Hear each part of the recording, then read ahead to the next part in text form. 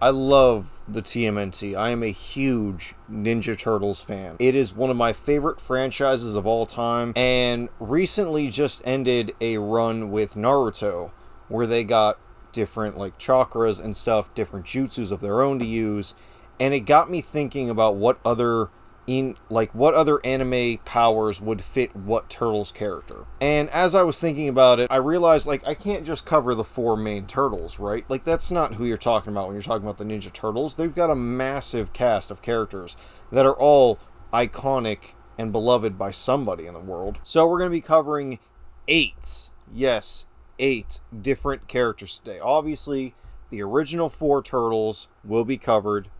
That's a given. We're also going to be covering Splinter, Casey Jones, Shredder, and Karai. Why did I choose Karai over April? Because April is the other eighth most iconic character of the Turtles. It's pretty simple. In the last few decades, I want to say like 2 decades, April's characterization has massively changed. It's very inconsistent what version she is. Like you've got, like, let's go back to 2003. I believe she was still a reporter. In the 2012 series, she was a little girl with psychic powers, and in the most recent 2 runs, Rise and the new Tales of the TMNT series, she's a black teenage girl. So it would be a little bit weird to try to make an anime power that would fit for like one version, but not all versions.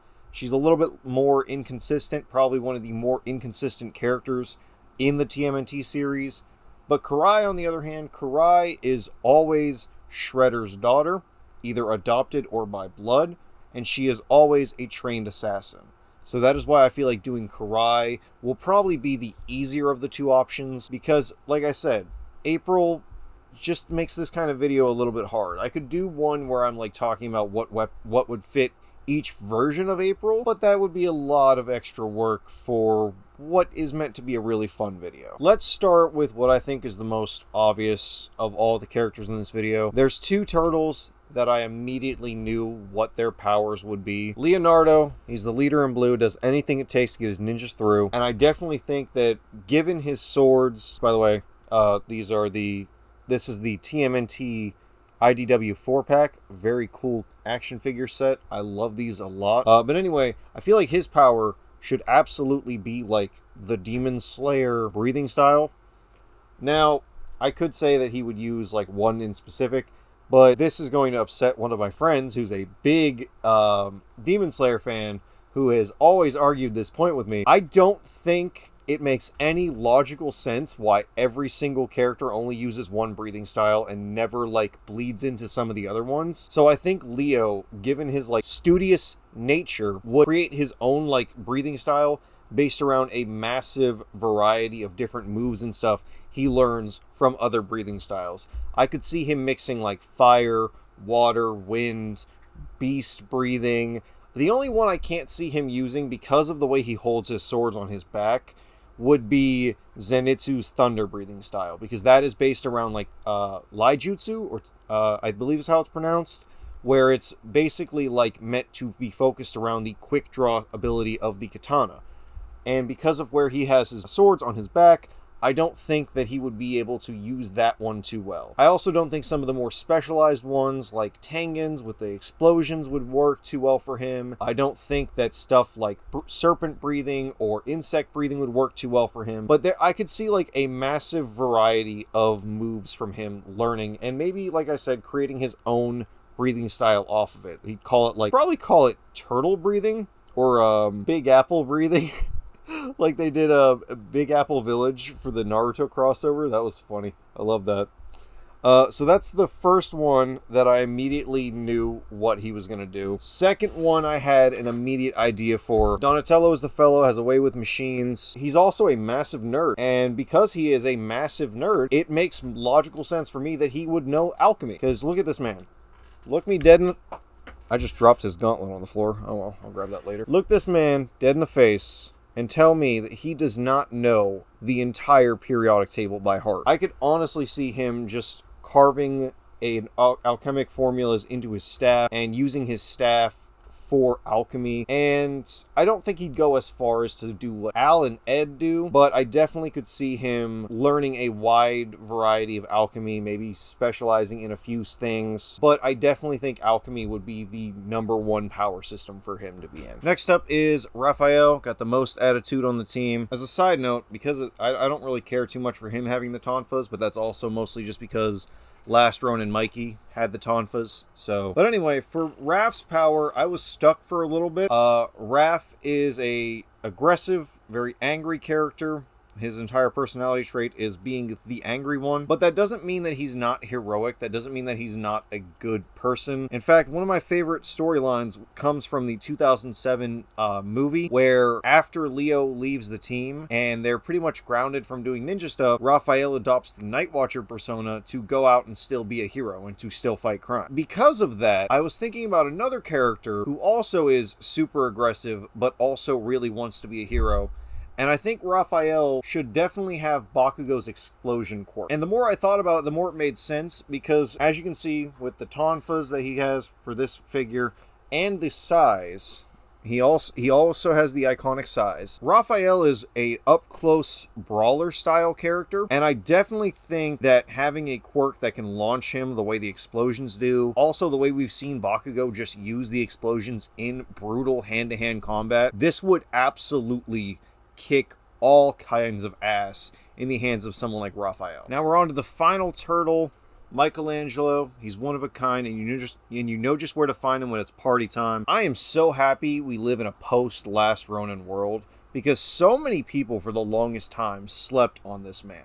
Like, so many people were like, oh, Mikey sucks, he's like the funnest turtle, but the least useful in a fight. And now Last Ronin came out, and everyone's like, no, he's actually built like that. He's actually a fucking beast. And I'm so happy that we live in a world like that now. And I was thinking about it, because Michelangelo has always had a lot of skill, but just lacks the focus of it, right? And it's when the Last Ronin happens that he gets, he loses his brothers, he loses his father, all of his friends, and he has to travel and gain that focus, right? And I was thinking about it, so I wanted to look at one of the more complex power systems in all of anime. And I'm sure there's a lot of people right now who just raised an eyebrow because they think I'm talking about something that I'm not. And let me tell you this, it's not what you think it is. Because another aspect of Mikey is that Mikey loves his family, much like Vin Diesel's character from Fast and Furious. Mikey hates to be alone. And what better way to not be alone than to constantly have something with. I think Michelangelo should have a stand. Stand power! I do. I think Mikey should have a stand. I don't know what exactly his stand would do beyond just being an extra set of hands for him to have on the battlefield. I definitely think it should be called Shell Shock. That's what I think. Stands are just a massively weird power system in general. I have a few videos I want to do with them once I get a little bit more caught up with JoJo's. I was an anime-only fan. I do plan on reading the manga at some point, but I don't want to speculate on what I think his stand would be, simply because there's probably people that are way more adept at this that could fill that out in the comments. But for the sake of argument, I definitely think Mikey should just have a stand. He would never be alone. It would always be an extra set of hands to have. A lot of stands are super complicated and require a lot of focus, which would cause him to focus a lot. Another good thing too, a piece of like overlap, I guess inspirational overlap, Mikey has always had a big thing for music. I love the scene from 2012 where he's training against Splinter, and Splinter is trying to beat his ass while he's got headphones on, and he's just like fucking no selling any of the shit. It's very great. Mikey should have a stand. I will stand by that. And now that we're done with the turtles, the first character we're going to move on to is Master Splinter, who taught him every single skill they need to be one lean, mean, green, incredible team. Unfortunately, I don't have a regular Splinter figure. This is actually from the Universal Monster lines. It's Splinter as Van Helsing.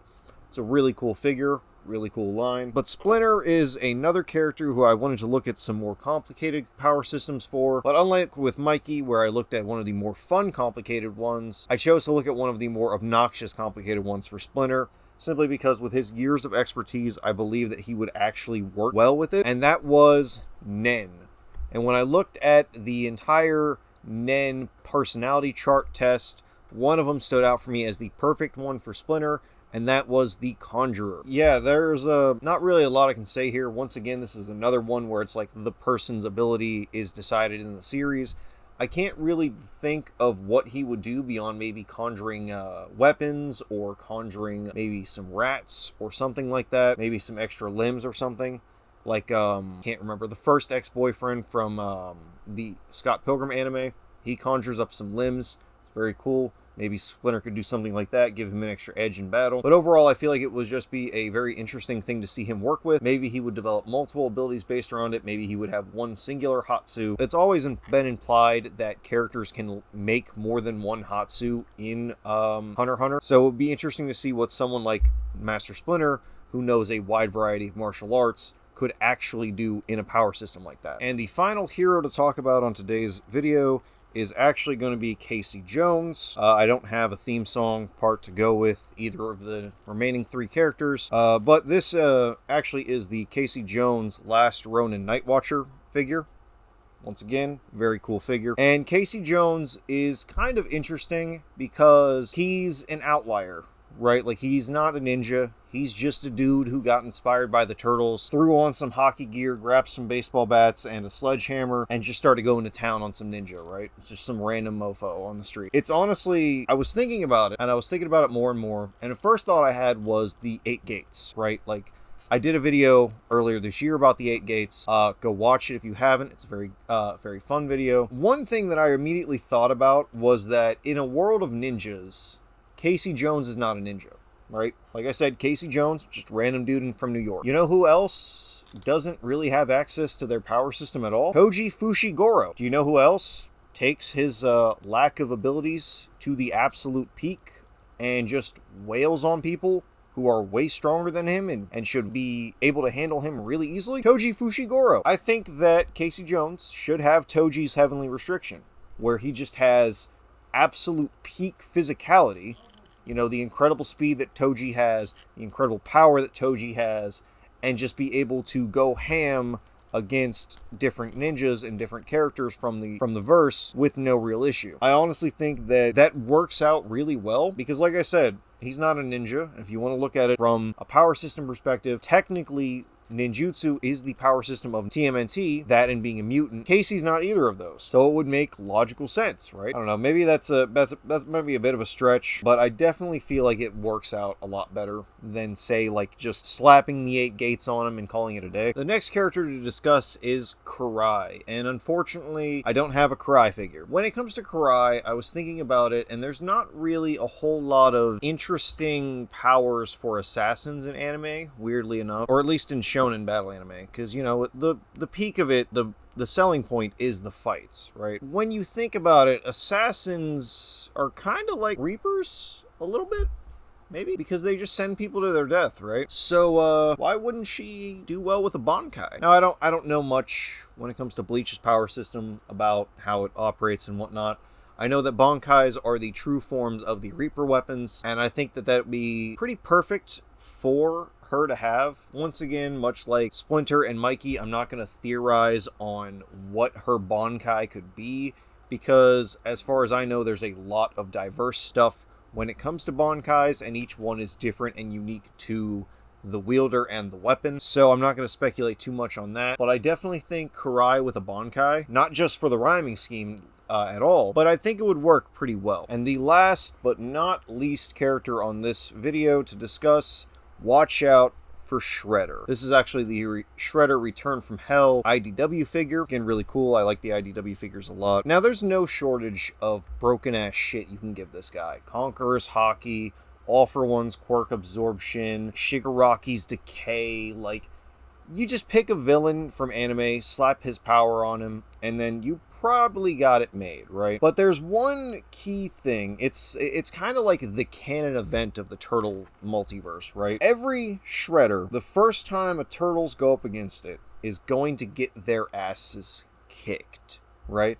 This dude dominates them in a fight the first time they do it, right? And it scares the shit out of them. I think it's, what was it, 2012 Shredder, where he pretty much pulls a Slade and starts showing up in Leo's dreams from how bad the ass kicking is. 2003, they jumped Leo when he was like not expecting it. He was just out on a run one day and they just jumped him and he came home, just beat the fuck up. So there's nothing like this dude. His first introduction in almost every series is to dominate the Turtles. And the more I thought about it, I realized that there's one key ability that if you take someone whose entire thing is dominating other people in a 1v1 fight, or 1v8 if you're looking at the 2012 Shredder, and you give that person, it's gonna make them completely untouchable. And that's the Sharingan. Now I could say Mangekyo, and we could go over the list of Mangekyo abilities and just be like, you know, whatever. But I think that, you know, base Sharingan is probably enough for him. It lets you read people's movements, it lets you copy jutsus, you can put people under a subtle genjutsu that lets you control their movements. It's ridiculous just how strong, like, the base Sharingan is. And slapping that on a dude who went 1v1 with Batman and put Batman on his ass is going to be something to fear, right? There's no way in hell I could honestly see any power being more terrifying for him. Like, sure, you could slap on super strong shit, right? Like, you can fucking give him a planet-busting attack or something that nullifies other people's abilities and shit. That's scary, sure, but it's scary because there's nothing the Turtles can do against that. The Sharingan, though, amplifies what is already dangerous and terrifying about this man and makes it so much worse for everyone who's against him. Look no further than the 2012 Shredder. 2012 Shredder was rocking everybody's shit left, right, and center just as a normal dude, right? You give that guy a Sharingan, everybody's getting fucked up. That's it. That's game over for everybody involved. Alright guys, that's another video done. If this one does well, maybe I'll revisit this idea with some more characters from the Turtleverse. Maybe we'll look at Bebop, Rocksteady, a couple of the other big mutants, maybe Krang. I don't really have anything left to say. So I hope you guys enjoyed, and I'll see you guys in the next video.